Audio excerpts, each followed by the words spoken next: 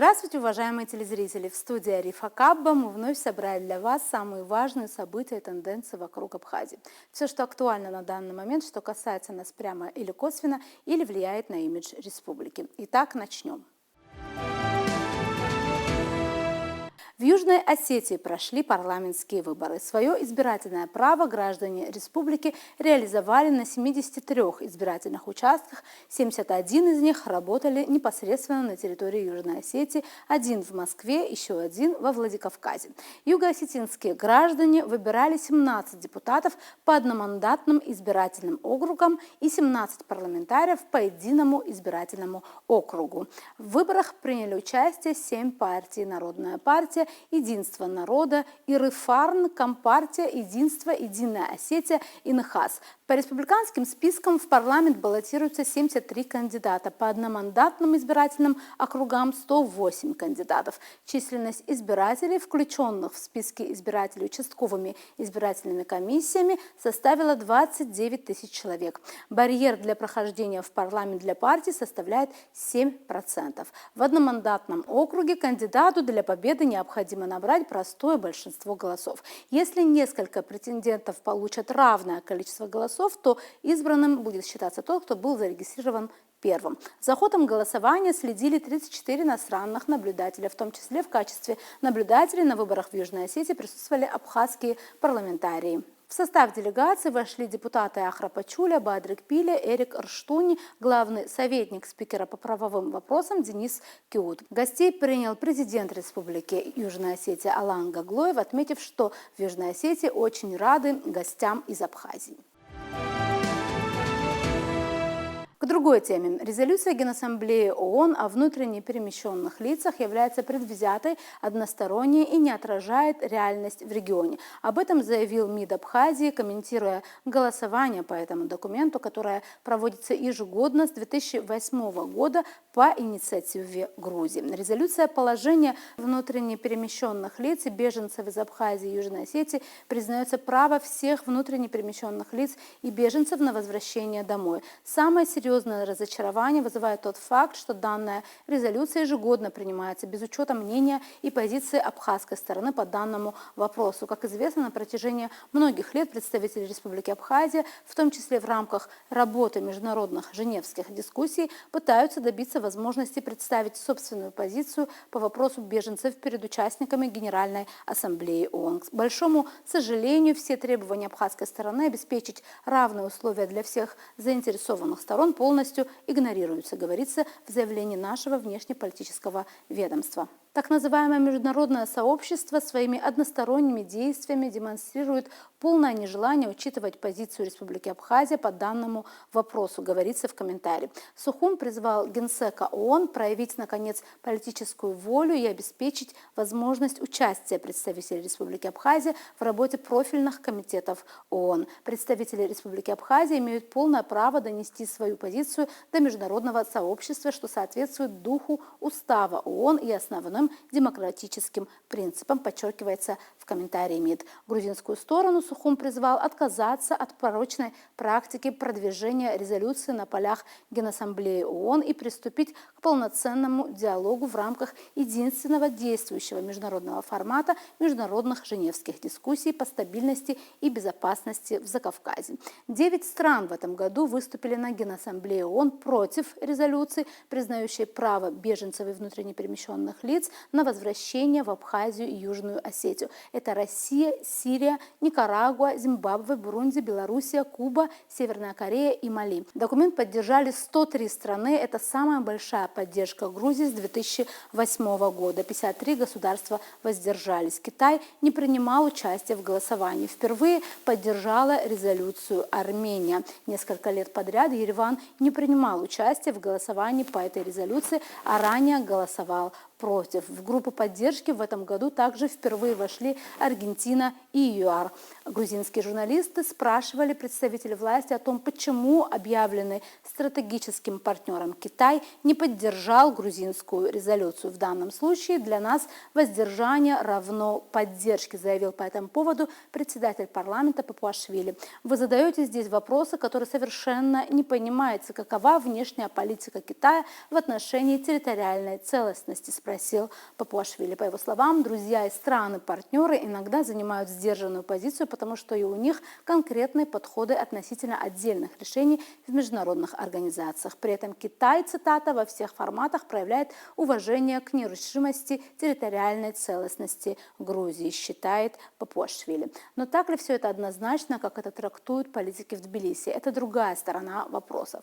Подробнее на данную тему мы поговорили в нашей сегодняшней передаче с политологом Бесланом Хакбом. Приветствую вас, Беслан Алексеевич. Сегодняшняя наша тема, она в принципе не нова. Каждый год практически Генеральная Ассамблея принимает эту резолюцию по так называемым беженцам и внутренне перемещенным лицам, и голосуют страны за их возвращение. Это совершенно не новость, но с другой стороны поменялись некоторые нюансы, в том числе страны стали по-другому голосовать, по-другому себя проявлять. Например, Армения, которая воздерживалась или голосовала против, в этот раз проголосовала за. Как вам кажется, что это значит? Вы знаете, когда вопрос возникает беженцев, перемещенных лиц, вообще необходимо обратить внимание, что из себя представляют перемещенные лица и беженцы. А почему так получилось? Случилось с Арменией, знаете, когда вообще интересные вещи происходят с этим принятием вот таких законов Генеральной Ассамблеи ООН, связанных с беженцами. Когда страна становится жертвой международных конфликтов, вооруженных конфликтов, она выступает за принятие такого закона, так решения Генеральной Ассамблеи, который решил ведь вопрос беженцев, перемещенных лиц. А когда она своими действиями, когда вооруженных конфликтов, другая сторона подвергается, она становится, много становится перемещенных лиц, как-то воздерживается. Это не только связано с практикой международной, связано не только с Арменией, но вообще международной практикой это часто происходит. А в Армении, почему раньше воздерживался, сейчас она приняла, вот когда имело место 30 лет почти, конфликт между Арменией и Азербайджаном, Армения не только контролировала только Нагорный Карабах, там контролировала прилегающие еще 7 районов, азербайджанские так называемые, там было очень много беженцев. Когда возникало возвращение беженцев, перемещенных лиц, Армения выступала против. Вы знаете, это связано, опять-таки, я еще раз повторяю, не только связано с Арменией, это часто происходит. Например, если мы поинтересуемся конфликтами на Ближнем Востоке между Израилем и палестинцами, в Африке, например, да и в Европе тоже связано, например, с Косовом между албанцами и сербами, эти проблемы возникают. Это первое. Второе, на что хотелось бы обратить внимание. Во-первых, когда обращают внимание Генеральной Ассамблеи, это, конечно, хорошо, потому что это, знаете, трагедия, когда возникают проблемы беженцев, но я не могу вспомнить, вот так они взяли, ООН, Генеральная Ассамблея решила эту проблему. Это вообще очень такая трагедийная ситуация, когда всегда возникает, связанная с вооруженными конфликтами, последствиями вооруженных конфликтов. В современной истории, когда бы возвращали беженцев, перемещенных лиц без применения насилия, вообще очень трудно вспомнить, потому что все-таки, когда стороны непримиримые позиции занимают, связанные и со статусом беженцев, и со статусом перемещенных лиц, когда непримиримые позиции, конфликт носит такой очень ожесточенный характер, вопрос беженцев обсуждаются, выносится, но чтобы предотвратить жизнь, решить проблемы беженцев, это почти практически не происходит. Почему это случилось, сейчас связано с Арменией. Вот такое двойственное отношение Армении, например, по данному вопросу. Раньше это было не в ее интересах, а сейчас в ее интересах решить вопрос, потому что десятки тысяч оказались беженцами в Армении из Нагорного Карабаха. То есть, получается, когда внутренняя повестка изменилась и позиция по этому Совершенно вопросу. правильно. Это, опять-таки, я подчеркиваю, это не связано только с Арменией. Если мы проследим, изучим страны, которые были подвержены вооруженным конфликтам, всегда это имело место. И это не связано с тем, что сейчас она как будто бы более прозападный курс взяла, да? С этим Нет, тоже? абсолютно не связано. Если какие-то решения Армении, руководство Армении принимает, прозападные, как они называют, но не с этим вопросом. Потому что прозападный курс Армении, это связано с другими проблемами. Конечно, это связано тоже с событиями в Нагорном Карабахе, но это больше связано с нынешним политическим руководством Армении. Непростые отношения, которые складываются между Арменией и Россией. И такая двойственная политика, она, я не думаю, что приносит пользу Армении. Но такая сегодня ситуация, связанная вокруг Армении. Как будет дальше развиваться, сегодня посмотрим. Но на самом деле в Грузии, в Тбилиси интересует интересует и особенно беспокоит позиция другой страны, Китая, которая в этом вопросе, они воздержались, да, и возмущение вызывает, почему Китай воздержался, почему он воздержался, как вам кажется? Вы знаете, вот большие державы, большие страны ведь тоже по некоторым вопросам, которые принимает Генеральная Ассамблея, принимают, знаете, вот такой избирательный подход у них тоже. Это связано, может быть, непосредственно с проблемами Китая. Во всяком случае, внутри Китая таких ярких примеров беженцев нет, хотя у них есть тоже проблемы, например, Уйгурский автономный округ, там непростые отношения, но связанные вот какие-то межнациональными конфликтами с применением насилия там нет. Во-первых, они так говорят, хотя у них тоже есть проблемы, связанные на границе между Индией, например, между вокруг Китая, там, наверное, есть и беженцы есть, но, понимаете, вот таких кричащих проблем, которые бы возмутило мировое сообщество, такого нет. А так всегда,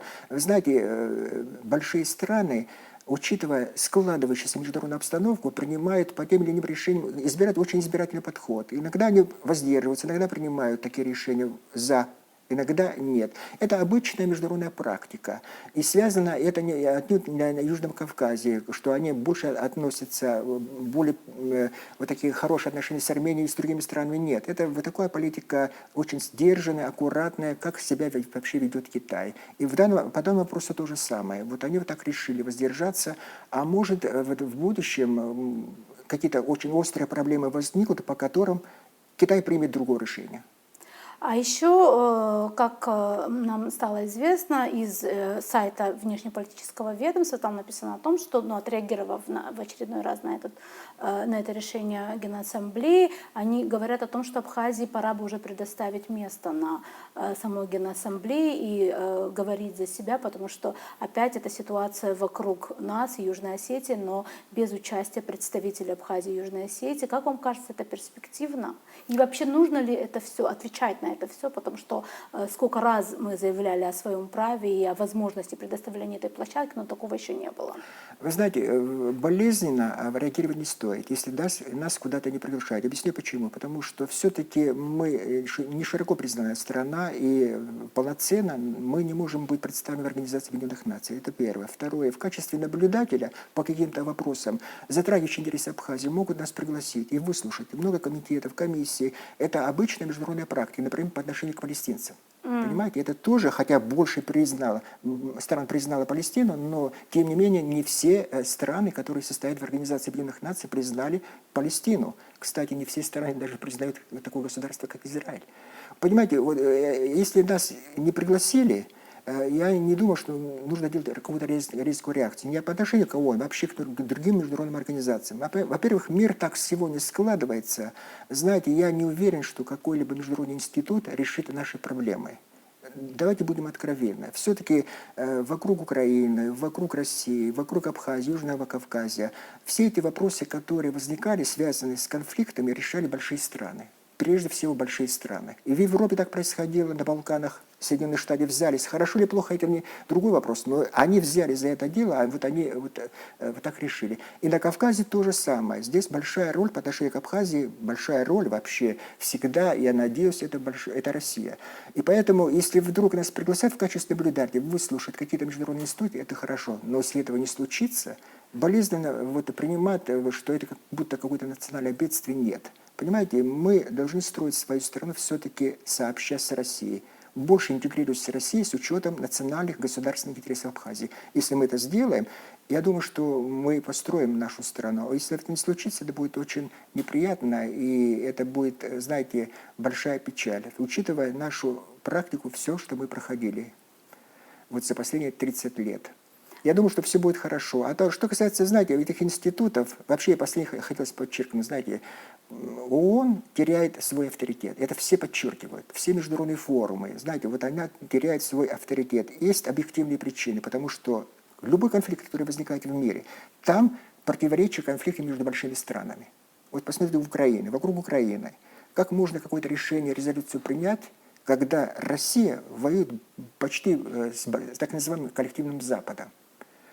Вы понимаете, вот такие конфликты все-таки решаются прежде всего, разрешаются, урегулируются путем переговоров больших стран. Я думаю, что так и случится и по отношению к Украине. Я думаю, что и конфликты, которые имеют место в Южном Кавказе, только с участием больших стран путем переговоров. Конечно, ООН важен как институт, но все подчеркивают, вот недавно проходил международный Петербургский форум, все отмечали, что ООН теряет свой авторитет. Другие институты поднимают свой голос, например, БРИКС. БРИКС, да, вот я хотела сказать, сейчас много говорят о БРИКС, как вам кажется, перспектива БРИКС?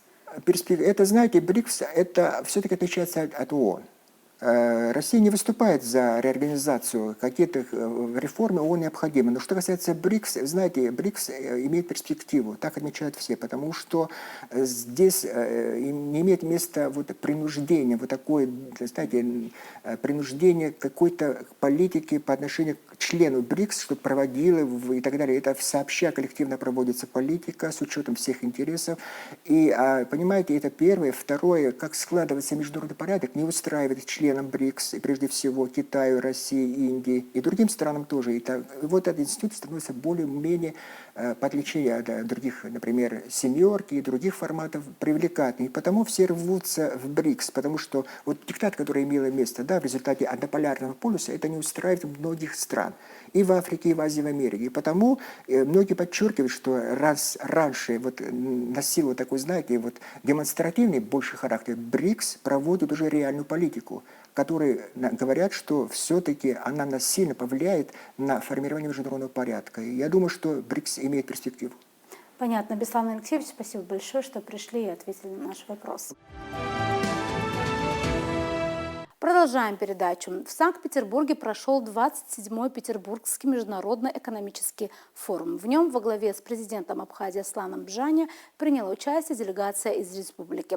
В состав делегации вошли представители парламента Абхазии, министр энергетики и транспорта Джансух Нанба, министр экономики Кристина Озган и председатель арбитражного суда Фатима Квицения. Президент Аслан Бжаня провел ряд встреч на полях форума, в частности, с зампредседателем правительства России Александром Новаком, губернаторами Петербурга и Ленинградской области Александром Бегловым и Александром Дрозденко, главой Башкирии, Адыгеи и других республик Северного Кавказа. Абхазская делегация была участницей и пленарного заседания ПМФ, на котором выступил президент России Владимир Путин. В интервью, которое президент Бжаня дал РИА Новости, отвечая на вопрос прессы, в частности, он отметил, что Абхазия ждет российских инвестиций в свою экономику. Мы укрепляем наше взаимодействие во всех сферах. И, конечно же, одно из ключевых направлений – это российские частные инвестиции в экономику Абхазии. Мы хотим, чтобы русский капитал присутствовал в Абхазии, отметил Аслан Бжаня. Также он затронул тему открытия Сухумского аэропорта. По его мнению, после того, как это произойдет, турпоток в республику увеличится на 50%. На этом у нас сегодня все. Будем продолжать держать руку на пульсе событий. До новых встреч в эфире.